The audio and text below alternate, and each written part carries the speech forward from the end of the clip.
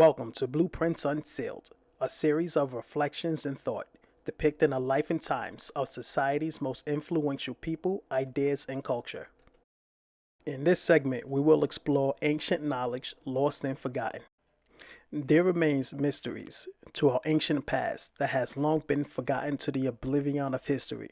Some of these mysteries have only come to light based on historical accounts of people's first-hand experiences, while others have come to light based on artifacts and other archaeological findings. Cultural norms have been shaped and cultivated based on so many ancient practices, beliefs, and ideologies that we have since purged from memory. Join me today as we take a look at some examples of ancient knowledge that has been lost and long forgotten. During the 5th century BC, an ancient Greek historian by the name of Herodotus wrote about many of the fascinating architectural designs he witnessed firsthand while in Egypt, and while he considered many of the works equal to the mighty works of the Greeks, nothing compared to his account of the Egyptian labyrinth.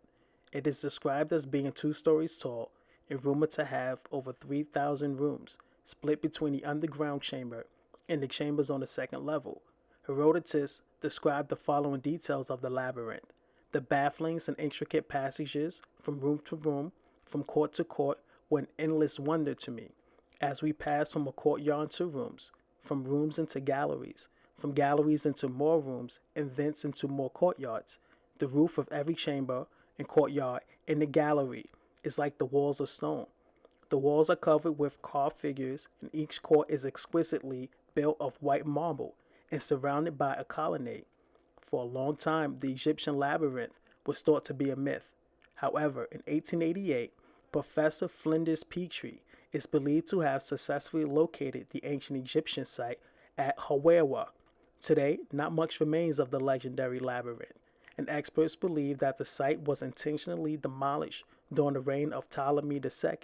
In modern day, scientists were able to reconfirm Egyptologists' original findings using scanning technology, but it remains highly unlikely we will ever get to experience these ancient ruins as described by Herodotus. During the 3rd century BC, Greek sculptor Chares Alindos constructed a massive statue of the Greek sun god Helios. The statue stood 108 feet tall and took the sculpture around 12 years to build. The Colossus of Rhodes was created to celebrate the victory of Demetrius Poliorcetes' long siege of Rhodes, and became one of the 7 wonders of the world. The statue stood for 56 years before it succumbed to a strong earthquake around 226 BC. Even after the statue fell, the statue was still considered a marvel. It has largely been suggested that the statue stood at the harbor entrance, but experts refute that this would not have been practical. Unfortunately, no one sketched a depiction of the sculpture during its existence. In fact, it's not really known where the statue actually stood. When word got around regarding the misfortune of the Colossus, Ptolemy III of Egypt offered to finance the entirety of the restoration. However, when Herodians seek counsel from an oracle, it was seen as a bad omen to restore the statue back to its original glory, and the offer was declined. The fallen statue remained in place and untouched for centuries before eventually being seized by Arabian forces that had the Colossus stripped and sold as scrap, never again to be seen. Greek fire can easily be considered a weapon of mass destruction, even by today's standards. Greek fire was an incendiary weapon that was used to ignite enemy ships into fire. The fire was reportedly so hot that not even water was able to extinguish the flames. Also, the fire would easily cling to any material, including flesh. Any attempts to dampen the flames only strengthened the force of the fire. Some experts even believe the combustion was able to ignite upon contact with water. This weapon was used by the Byzantine Empire, mainly in naval ships. Most notably, this weapon successfully defended Constantinople from Arabian forces' attempts to siege their land. Today, the exact components needed to make Greek fire is largely debated. More importantly, scientists has not been able to create this combustion, even with all of the technical and chemical knowledge of today. The secret to creating Greek fire was only known to a few in ancient times, and that secret has been taken to the graves of those who only knew.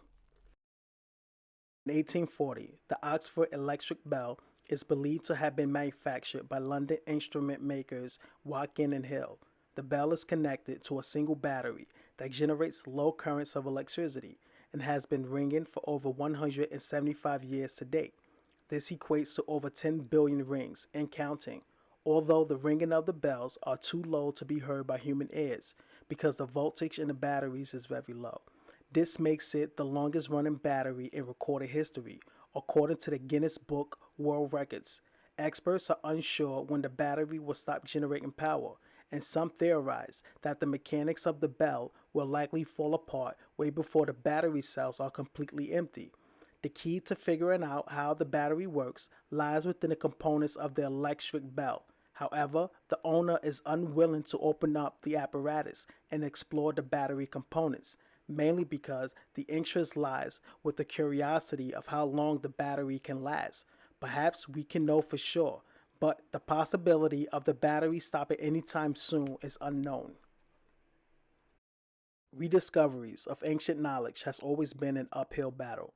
The main reasons why knowledge is lost and forgotten is simply because of the long time span between the events that occur and the current times when we actually become interested.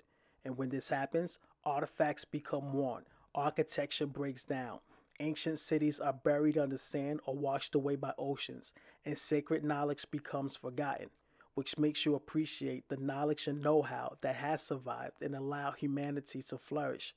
Anthropologists, historians, and social scientists are constantly investigating the cause of forgotten knowledge and has contributed their findings to the following.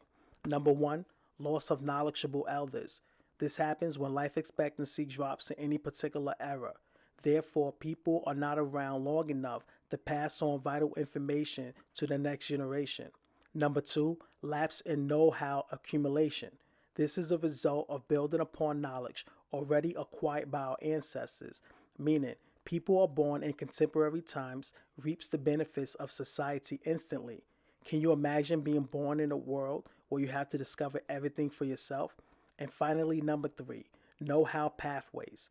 This is a result of when society leaders choose to expand on certain knowledge while disregarding others. For instance, society may express the importance of productivity in an era where even little kids are expected to do manual labor, while in another era, education may take priority, which focus on developing the minds of the youth. There will certainly be trade offs. It's a sobering thought that most of ancient knowledge will forever be forgotten to the oblivion of history, and someday our era also will be forgotten. At the same time, we tend to remember the past based on the reflections and ideas left behind by those who thought it worthy enough to be preserved.